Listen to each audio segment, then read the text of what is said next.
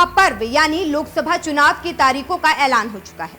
बिहार की बात की जाए तो यहाँ 7 चरणों में चुनाव होने हैं, जिसके नतीजे 4 जून को आएंगे। इसके लिए तैयारियां शुरू हो गई हैं। लोकसभा के मद्देनजर एनडीए के राज्य में सभी 40 सीटों पर अपने उम्मीदवारों का ऐलान कर दिया है।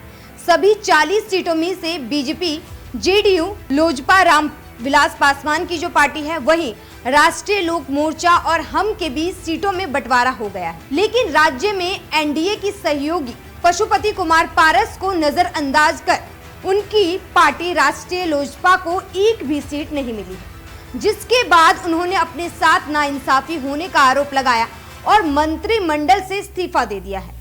जिसके बाद उन्होंने कहा कि अब मैं तय करूंगा कि मुझे कहां जाना है।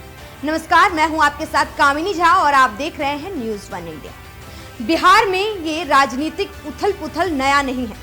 किसी भी लंबी राजनीतिक घटना में बातें पुरानी छिपी होती हैं।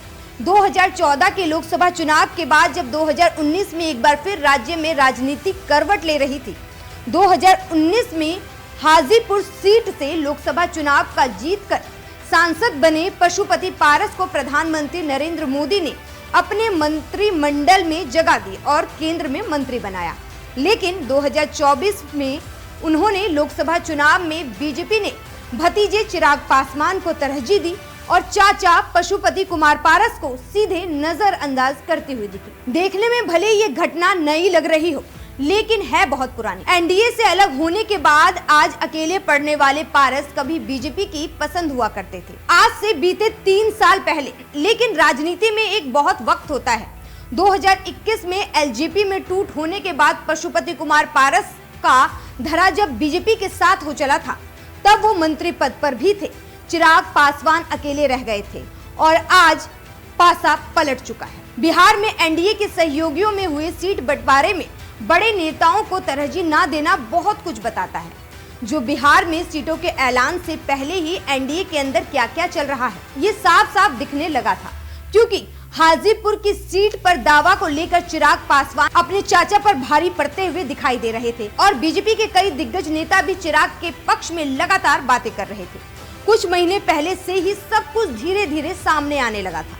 एक तरफ गृह मंत्री अमित शाह और बीजेपी के राष्ट्रीय अध्यक्ष जेपी नड्डा ने चिराग पासवान के साथ मुलाकात की थी, तो दूसरी तरफ पशुपति कुमार पारस ने सम्राट चौधरी और मंगल पांडे जैसे नेता मिल रहे थे। इससे आप समझ सकते हैं कि वहां कितना बड़ा फर्क आ रहा था।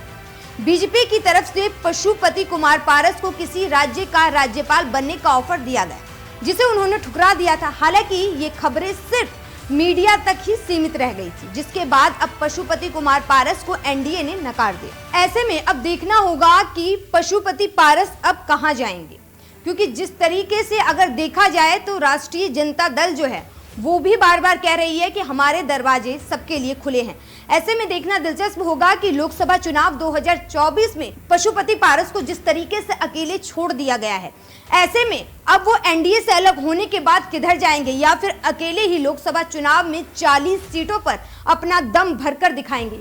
ये देखना काफी दिलचस्प होगा, क्योंकि बिहार की राजनीति में कब क्या हो जाए ये कहना बेहद मुश्किल होता है। वो एनडीए जिसने कभी चाचा और भतीजे के बीच टूट करवाई थी, उसी एनडीए ने अब चाचा को अकेले छोड़ दिया है और भतीजे को साथ ले लिया है। इसको लेकर चिराग पासवान ने भी कल बयान देते हुए कहा था कि सभी मेरा मजाक बनाते थे और कहते थे कि तुम प्रधानमंत्री नरेंद्र मोदी के हनुमान हो। आज पता लग गया कि असली हनुमान प्रधानमंत्री नरेंद्र मोदी का कौन है।